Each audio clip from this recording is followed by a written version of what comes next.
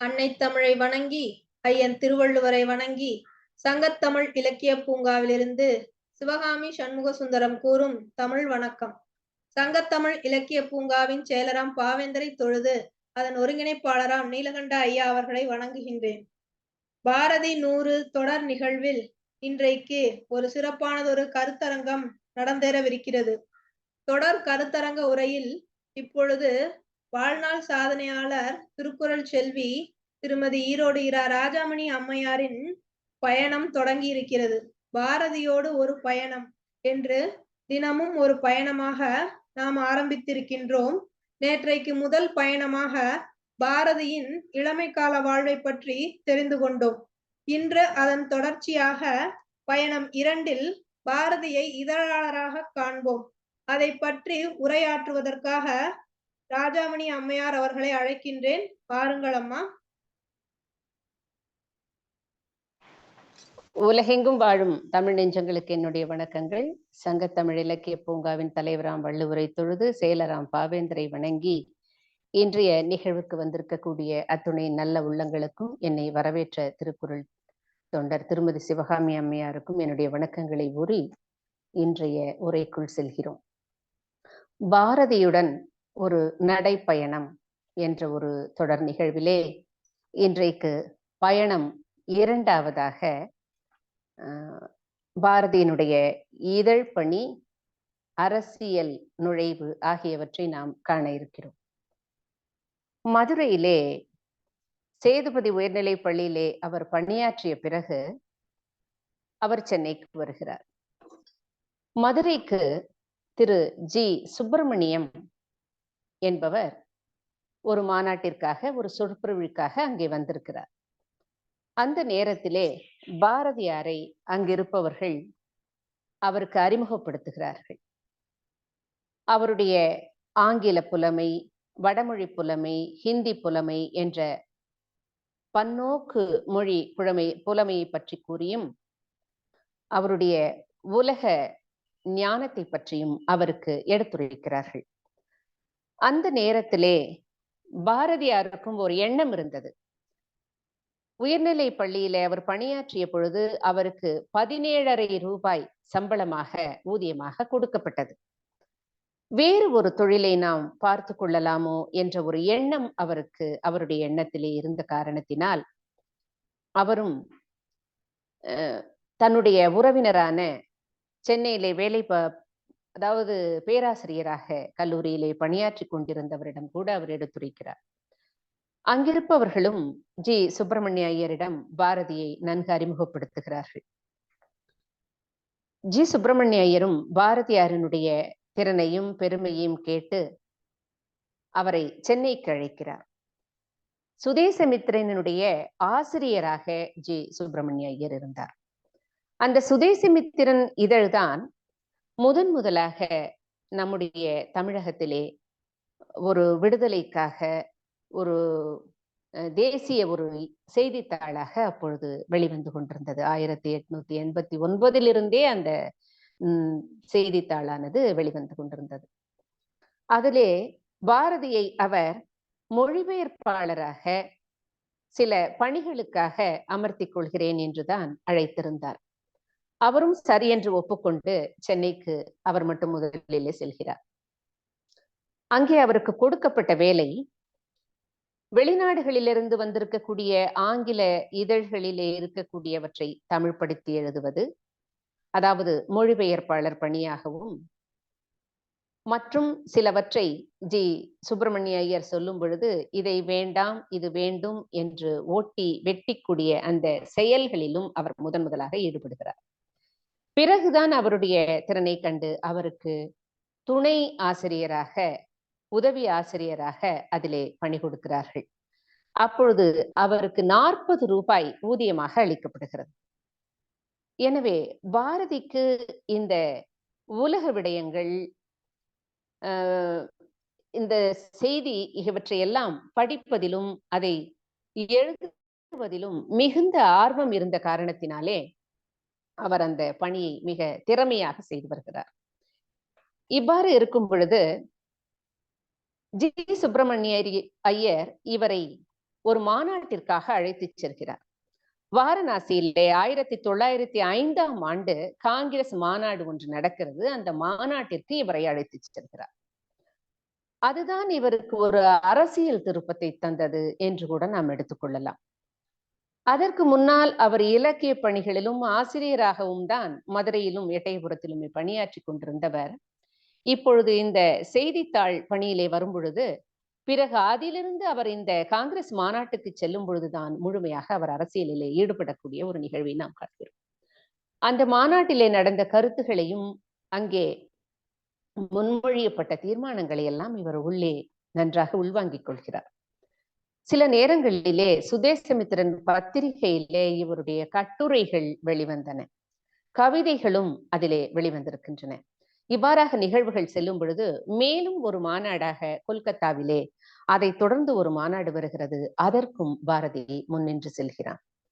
இந்த 2 மாநாடுகளும் சாதாரணமாக அவனுடைய வாழ்க்கையிலே நடந்தது என்றால், அதை தொடர்ந்து 1906ஆம் ஆண்டிலே சூரத்திலே ஒரு மிகப்பெரிய மாநாடு. அந்த மாநாட்டிற்கு இந்த விபின் சந்திரபால் அவர்கள் மற்றவர்கள் எல்லாம் இவரை வருக என்றே தனிப்பட ஒரு கடிதம் எழுதி அழைக்கிறார்கள். ஏனென்றால் இவருடைய கட்டுரைகள் ஆகியவற்றை எல்லாம் செய்தித்தாட்களிலே படித்தும் இவருடைய ஆர்வத்தின் காரணமாகவும் பாரதி மேல் கொண்டிருந்த அந்த தீவிர அரசியல் ஞானத்திற்காகவும் தமிழ்நாட்டிலே இப்படிப்பட்டவர் ஒரு இருக்கிறார், இவரை நாம் நிச்சயமாக அழைக்க வேண்டும் என்ற காரணத்தினாலே அவரை அழைக்கிறார்கள். அப்பொழுது ஒரு முழு பொறுப்பாக பாரதியாருக்கு ஒரு பொறுப்பு கொடுக்கப்படுகிறது. இந்த பொறுப்பு என்னவென்றால், நீங்கள் ஒரு 10 பேரை அழைத்து கொண்டு வர வேண்டும் என்ற ஒரு கடிதமும் அங்கிருந்து வருகிறது. அந்த சூரத் மாநாட்டிற்காக இவர்கள் எல்லாம் செல்கிறார்கள். அங்கே என்ன நிகழ்வு என்றால், சூரத் பிளவு என்று கூட அந்த நிகழ்வை நாம் சொல்ல கேட்டிருக்கிறோம். காங்கிரஸ்லே அதற்கு முன்னால் இருந்தவர்கள் எல்லாம் எப்பொழுதுமே அதில் இருக்கக்கூடிய இருவருமே ஒன்றுபட்டிருந்தார்கள்.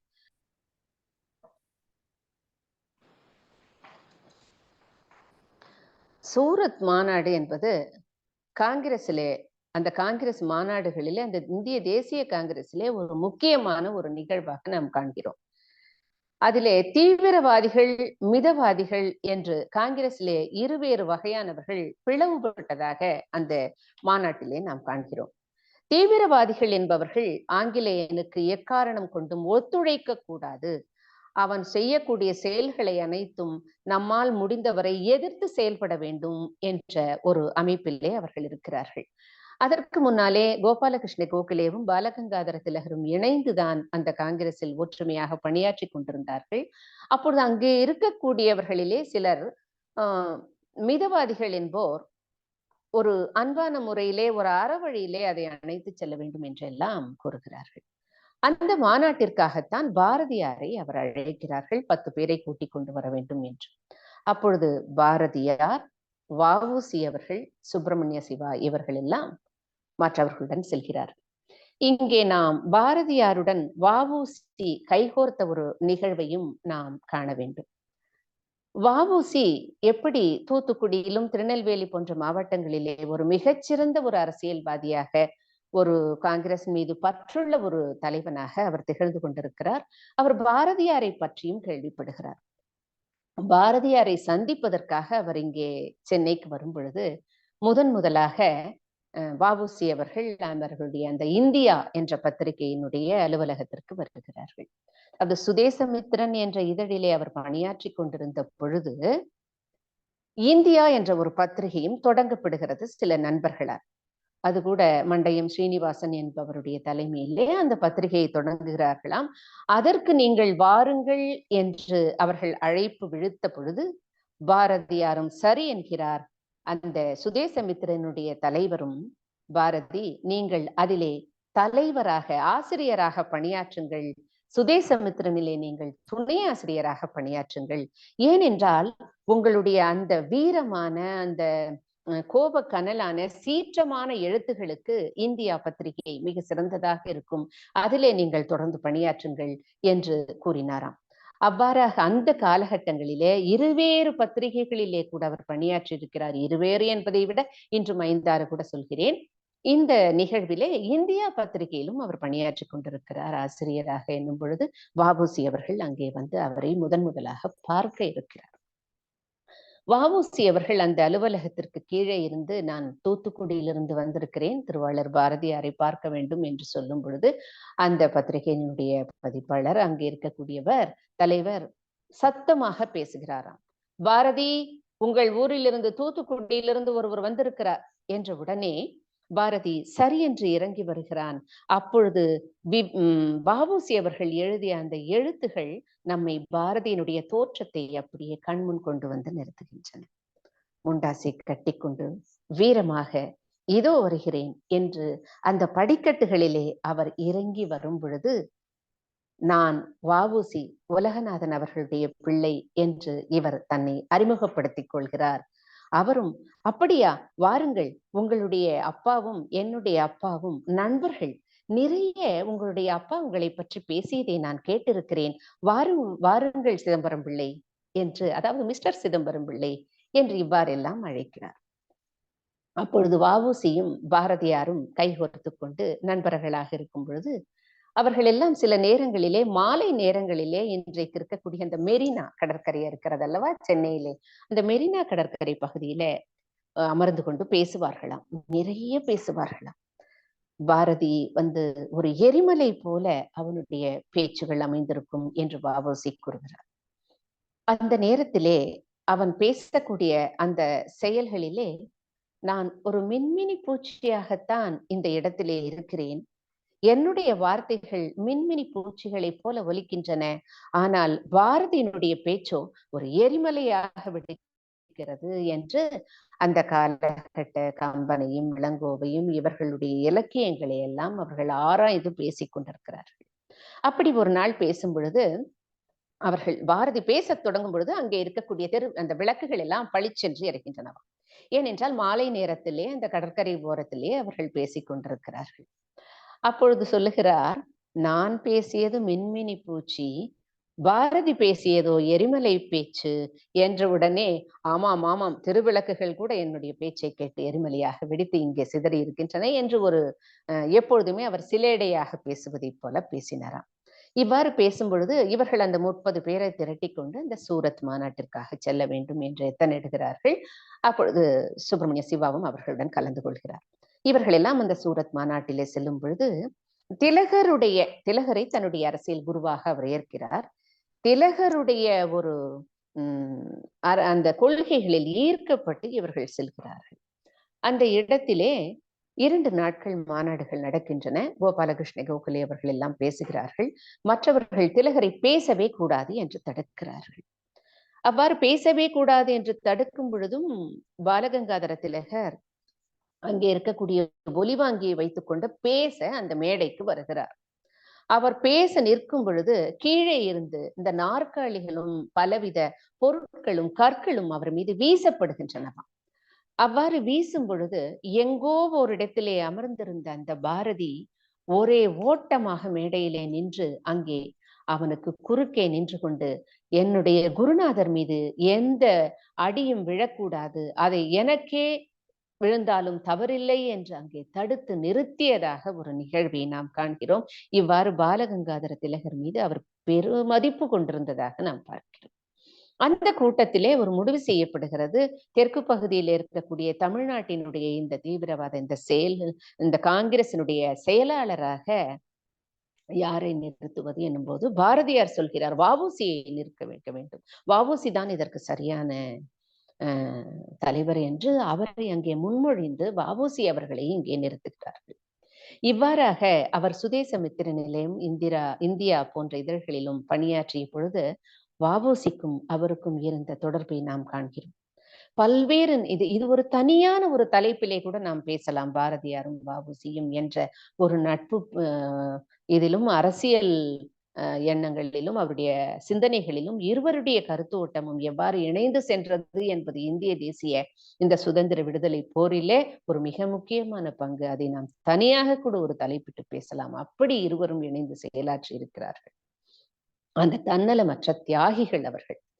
சரி, இந்தியா பத்திரிகையிலே அவர் சென்னையிலே பணியாற்றி கொண்டிருக்கிறார். அப்பொழுது ஒரு துணை பத்திரிகையாக சக்கரவர்த்தினி என்ற ஒரு இதழை அவர்கள் வெளியிடுகிறார்கள். அந்த சக்கரவர்த்தினி என்பது விக்டோரியா மகாராணியினுடைய பொன் விழாவை 50வது ஆண்டு விழாவை கொண்டாடும் முகத்தான் இங்கே ஒரு பெண்களுக்கான ஒரு பத்திரிகையாக அப்பொழுது வெளிவந்திருக்கிறது. அந்த பத்திரிகையினுடைய தலைவராகவும் பாரதி அவர்கள் திகழ்கிறார். அந்த பத்திரிகையினுடைய தலைப்பிலேயே அவர் என்ன கூறியிருப்பார் என்று சொன்னால், இது பெண்களினுடைய அபிவிருத்திக்காக எழுதப்பட்ட ஒரு பத்திரிகை என்று தலைப்பிலே கூறியிருப்பார். அதாவது பத்திரிகையை தொடங்குவது என்பதும் அதை தொடர்ந்து நடத்தி கொண்டு செல்வது என்பதும் மிகப்பெரிய ஒரு போராட்டமாக அந்த காலகட்டங்களிலே இருந்திருக்கிறது. காரிருள் அகத்தில் நல்ல கதிரொளி நீதான், இந்த பாரிடை துயில்வோர் கண்ணில் பாய்ந்திடும் எழுச்சி நீதான், ஊரினை நாட்டை இந்த உலகினை ஒன்று சேர்க்க பிறந்த பத்திரிகை பெண்ணே என்று பாரதிதாசன் பத்திரிகை பெண்ணை கூறுவார். அந்த ஊரிலேயும் நாட்டிலேயும் இருக்கக்கூடிய அந்த சீர்கேடுகளை எல்லாம் ஒழித்து அவர்களுக்கு வெளிவிடக்கூடிய, வெளிச்சம் தரக்கூடிய ஒரு திருவிளக்காகத்தான் பத்திரிகைகள் இருந்திருக்கின்றன. இவ்வாறு அந்த சக்கரவர்த்தினி என்ற பெண்களுக்கான இதழையும் அவர் அங்கே நடத்தி வருகிறார். அதிலே பல்வேறு தலைவர்கள் கூட எழுதியாக பின்னாலே நாம் காண்கிறோம். திலகருடைய புராணம், காந்தி புராணம் என்றெல்லாம் எழுதிய அசலாம்பிகை அம்மையாரினுடைய கருத்துகள் கூட அதிலே இடம்பெற்றிருக்கின்றன. பாரதியார் அவர்கள் பங்கிம் சந்திர சட்டர்ஜி அவர்கள் எழுதிய அந்த வந்தே மாதிரம் என்ற பாடல் இருக்கிறது அல்லவா, நாம் கூட சிறு வயதாக இருக்கும் பொழுது முதலில் எல்லாம், இப்பொழுது பலரும் கேட்கிறோமோ போடுகிறார்களா என்பது தெரியவில்லை, வானொலியிலே காலையிலே அந்த பாடலை கேட்டுதான் நான் கண் விழித்திருக்கிறேன் பல நாட்களிலே. 6 மணிக்கெல்லாம் காலையில் வானொலி தொடங்கும் பொழுது ஒரு மெல்லிய ஒரு இசை வரும். அதிலே ஒரு பாடல் வரும், வந்தே மாதரம் வந்தே மாதரம் சுஜலாம் சுகதாம் மலயச சீதலா சத்யசாகனா மாதரம் வந்தே மாதரம். இது போல ஒரு மெல்லிய இசையிலே அந்த வந்தே மாதிரம் என்ற சொற்கள் நம்முடைய காதுகளிலே விழுந்து கொண்டிருந்தன. அந்த பாடலை பாரதியார் அவர்கள் சக்கரவர்த்தினியிலே தான் முதலாக மொழிபெயர்த்து எழுதியிருக்கிறார். அந்த மொழிபெயர்ப்பு பாடல் நாம் இன்றைக்கு பாரதியாருடைய கவிதைகளிலே காணுகின்ற வந்தே மாதரம் என்போம், எங்கள் மாநில தாயை வணங்குதும் என்போம், வந்தே மாதரம் என்போம் என்ற பாடல் அல்ல. இது வேறு வகையான ஒரு பாடலாக நாம் அதிலே காண்கிறோம். பாரத தேச விரோதிகள் நெஞ்சு பதைத்திடும் மந்திரமும், பாதகர் ஓதிடினும் மேதவுற்றிடும் பண்புயர் மந்திரமும், வாரமும் சுவையின்னர உன் கனி வான மருந்தெனவே மானுயர் பாரத தேவி விரும்பிடும் வந்தே மாதிரமே. இந்த பாடல் நாம் ஒரு இசை போட்டு கூட படிக்கலாம். இன்றும் 4-5 கண்ணிகளாக இந்த பாடல் இடம்பெற்றிருக்கிறது. இப்படி வந்தே மாதிர பாடலை அவர் மொழிபெயர்த்து அதிலே கொடுத்திருக்கிறார் பாரதியார் அவர்கள். இப்படி சக்கரவர்த்தினியிலே பெண்ணடிமை தீர, பெண்மையை போற்ற, பெண்மைக்கான பல்வேறு அடிமை தடைகள் விலக, அவர்களை இந்த சமூகத்திலே முன்னிறுத்த பாரதியார் கொண்ட அந்த சிந்தனைகள் எல்லாம் அந்த நூலிலே இதழிலே இடம்பெற்றிருக்கிறது. அதற்கு முன்னாலே பெண்களுக்கான இதழ் வந்ததா என்றால் ஓரிரு இதழ்கள் வந்திருக்கின்றன.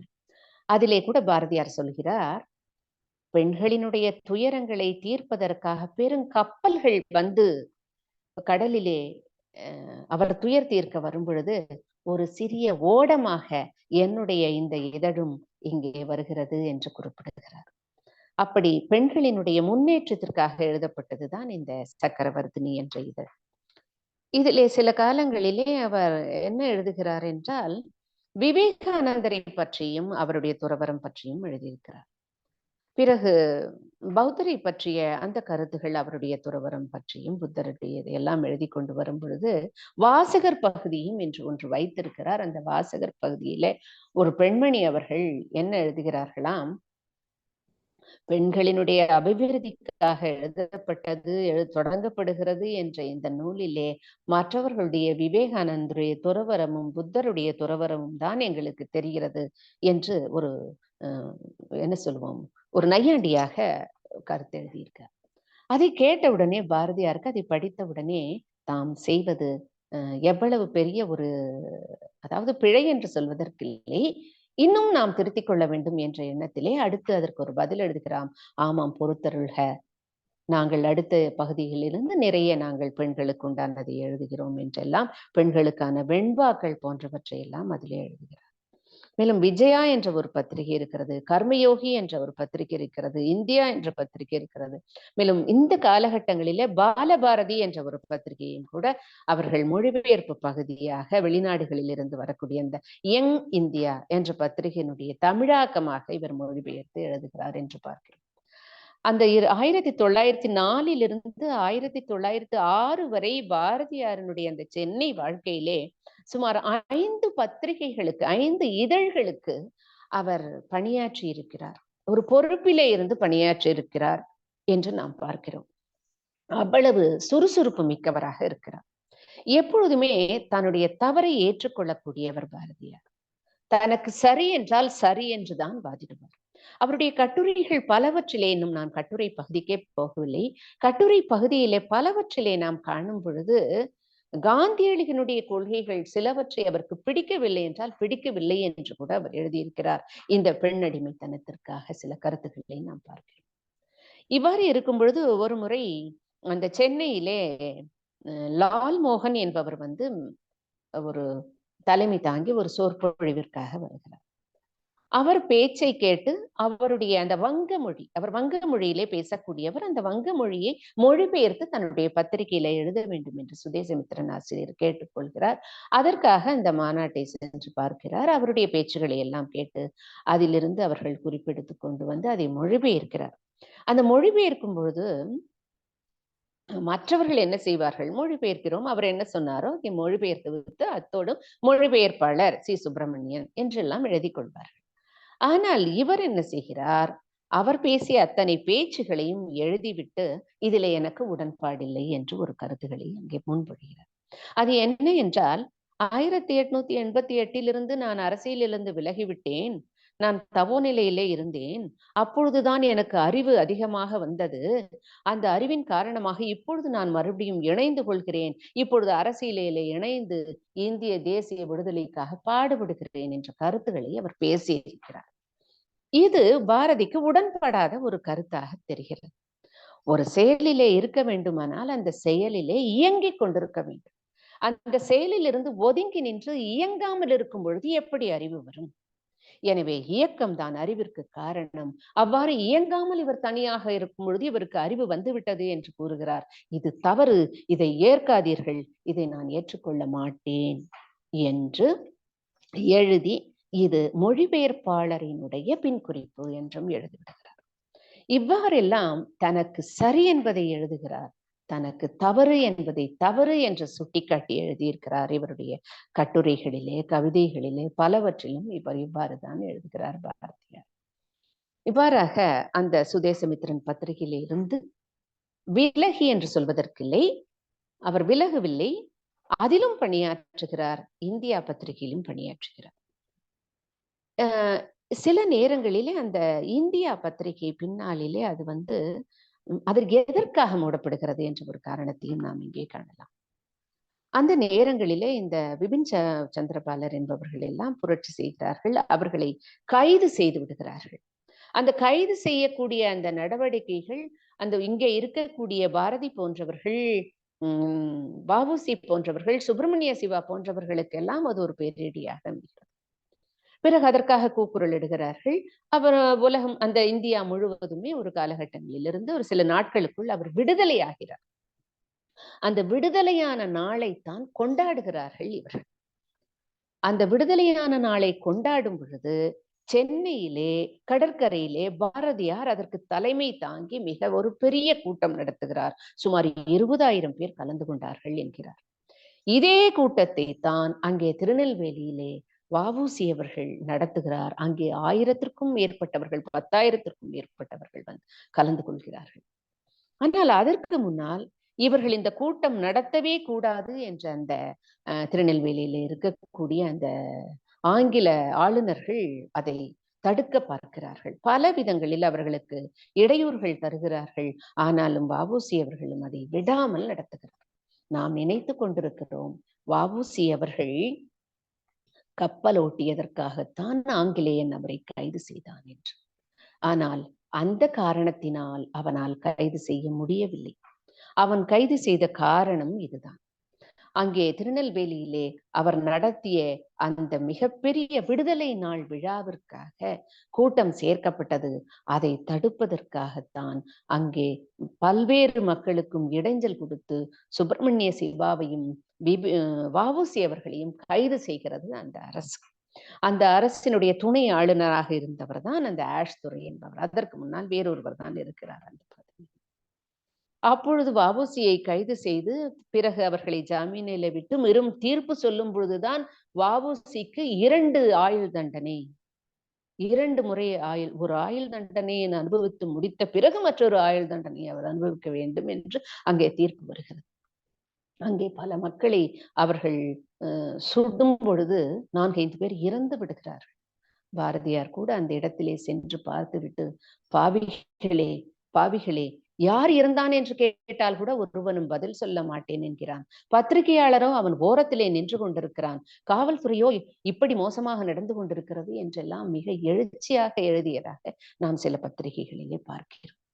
ஆனால் சென்னையிலே அது தடுக்கப்பட்டு விடுகிறது.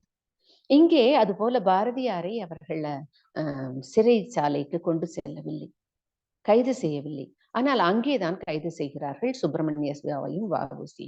சுப்பிரமணிய சிவா சில மாதங்கள் கழித்து வெளிவருகிறார். ஆனால் வ.உ.சி.யை முடக்க வேண்டும் என்பதற்காக, அவருடைய தொழிலை முடக்க வேண்டும் என்பதற்காகவே அவர் ஒரு செயலாளராக அங்கே அந்த அமைப்பில் இருந்த காரணத்தினாலும் அவரை முடக்கியே ஆக வேண்டும் என்ற ஒரு தீவிர எண்ணத்தினால் தான் அங்கே இருந்த அந்த தீர்ப்பு 2 ஜென்ம ஆயுள் தண்டனையாக கொடுக்கப்பட்டிருக்கிறதை நாம் பார்க்கிறோம். இப்படி இந்த இந்தியா பத்திரிகையும் பாரதியாருடைய இந்த வெளிவரக்கூடிய இந்த பத்திரிகையும் முடக்கப்படுகிறது. முடக்கப்பட்டால் கூட சில நேரங்களிலே அவர்கள் என்ன செய்கிறார்கள் என்றால், சுதேசமித்திரன் போன்ற பத்திரிகைகளிலும் இந்தியா போன்ற பத்திரிகைகளில் தன்னுடைய நண்பர்களுக்காக பெயரை மாற்றிக்கொண்டுதான் எழுதுகிறார் பாரதியார் பல இடங்களிலே. சில நேரங்களிலே அவருடைய அந்த விமர்சன கடிதங்களை கேட்டு சக்தி என்பது சக்திதாசனாக எழுதுகிறார், ஷெல்லிதாசனாக எழுதுகிறார். இன்னும் இந்த விவேக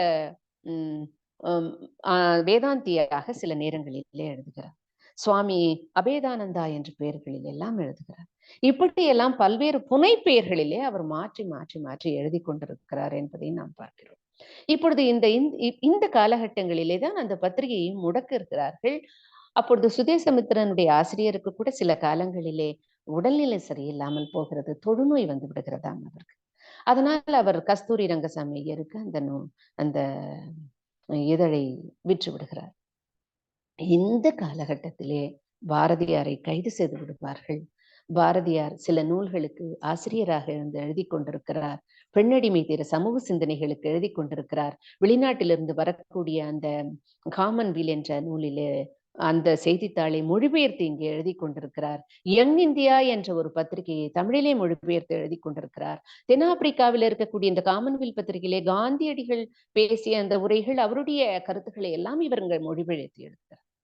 இவ்வாறு பலவித கருத்துக்களை எல்லாம் செய்தித்தாளிலே மிக தீவிரமாக பாரதியார் எழுதி கொண்டிருந்த காலகட்டத்தில் தான் பாரதியாரையும் கைது செய்து விடுவார்கள் என்ற ஒரு எண்ணத்திலே அந்த பத்திரிகையும் முடக்கப்பட்ட காலத்திலே தான் அவர் பாண்டிச்சேரிக்கு செல்கிறார்.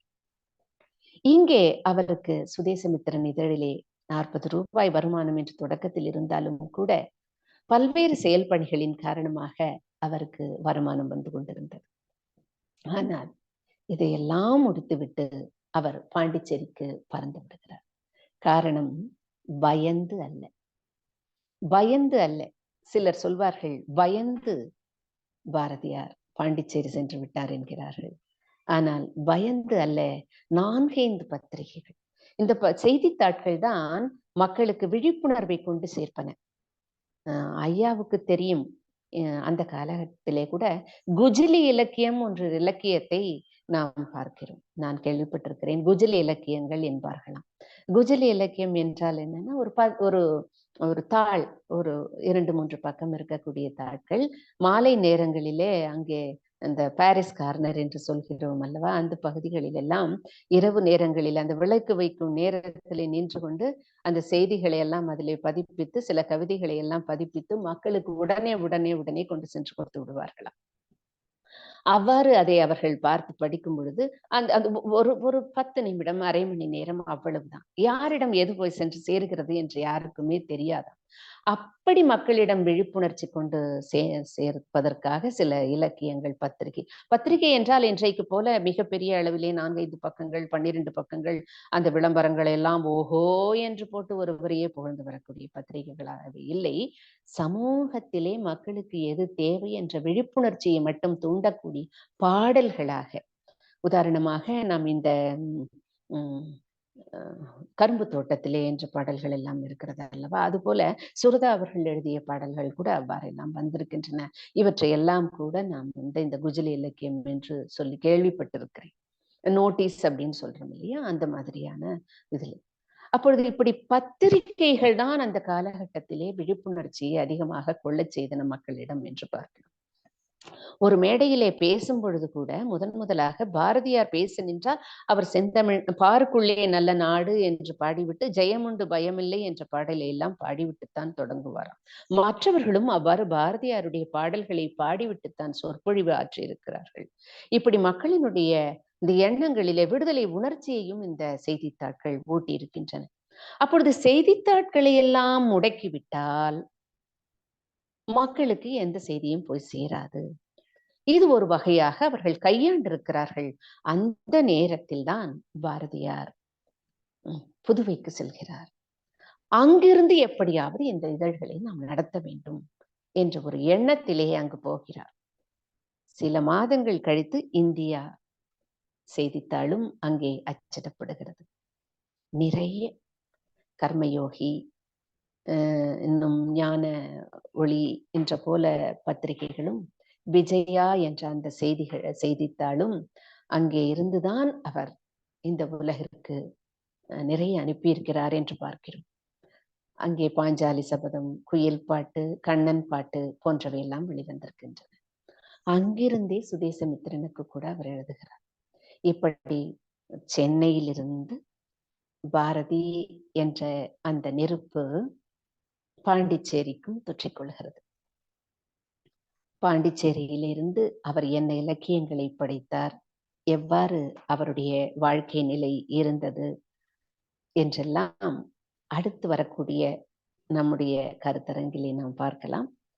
இன்றைக்கு பாரதி சென்னைக்கு வந்த நிகழ்வு, சென்னையிலே அவரும் வ.உ.சியும் கைகோர்த்த நிகழ்வு, சென்னையிலே அவர் Swadesamitran, India, Balabharatham, young India போன்ற இதழ்களிலே அவர் பணியாற்றிய அந்த ஒரு 4-5 ஆண்டுகள் தான் அங்கே இருக்கிறார். அந்த நிகழ்வுகளை எல்லாம் பார்த்தோம்.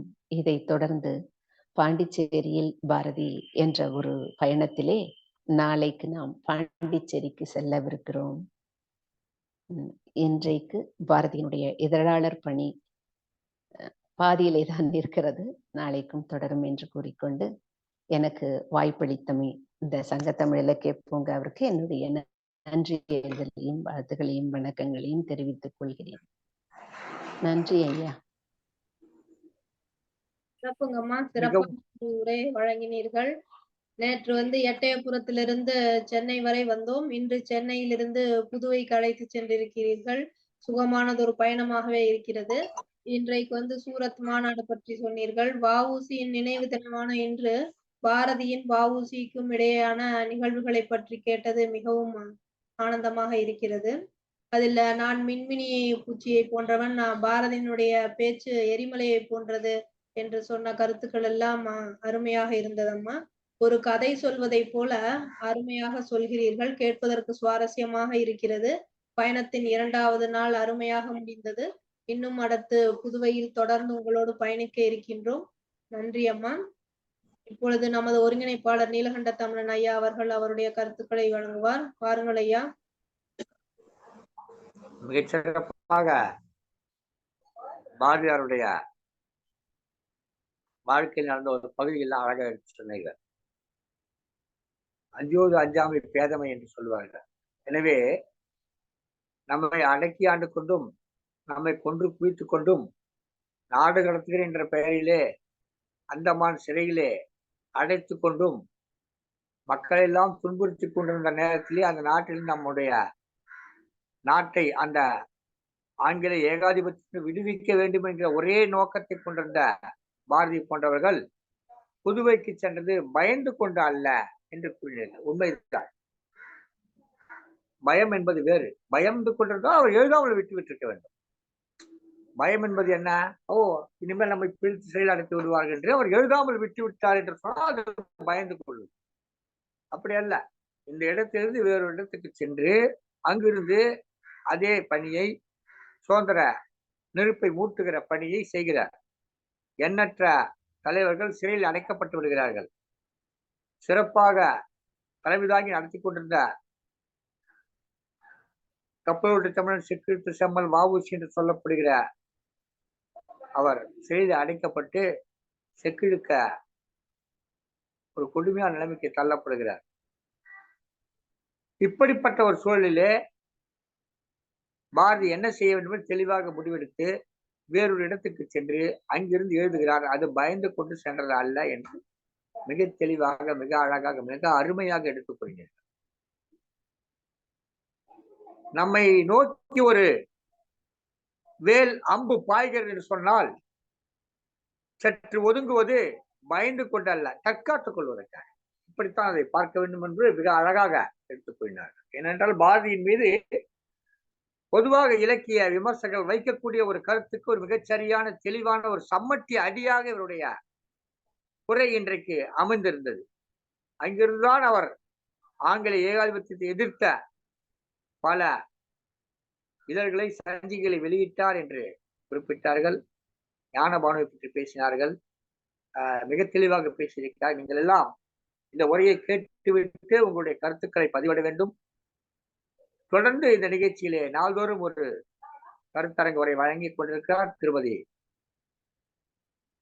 ஈரோடு ராஜாமணி அம்மையார் அவர்கள். தமிழ் கூறும் நல்லுலகத்திலே திருக்குறள் தொண்டர் என்றும், முத்தமிழ் சுடர் ஒளி என்றும், தமிழ் பணி செம்மல் என்றும், இன்னும் பாரதி மணி என்றும் எல்லா விதமான விருதுகளும் கொடுத்து சிறப்பிக்கப்பட்டிருப்பவர். சமீபத்திலே அவருடைய இலக்கிய பணியிலே அவருடைய வாழ்நாள் சாதனைகளை பாராட்டி வாழ்நாள் சாதனையாளர் என்ற விருது கொடுத்தார்கள். அந்த அளவுக்கு சிறப்பு வாய்ந்தவர். அவருடைய உரை என்பது கேட்க கேட்க தித்திப்பானது மட்டுமல்ல, அறிவுக்கு மருந்தாகவும் இருக்கிறது என்று சொன்னால் மிகையாகாது. தொடர்ந்து உங்களுடைய உரையை கேட்க தயாராக காத்திருக்கிறோம். இதை கேட்பவர்கள் உங்கள் கருத்துக்களை பதிவிடுங்கள் என்று கேட்டுக்கொண்டு இந்த நிகழ்ச்சி நிறைவு செய்கிறோம். நன்றி, வணக்கம். உங்கள் நண்பன் நீலகண்ட தமிழன், ஒருங்கிணைப்பாளர், சங்க தமிழ் இலக்கிய பூங்கா.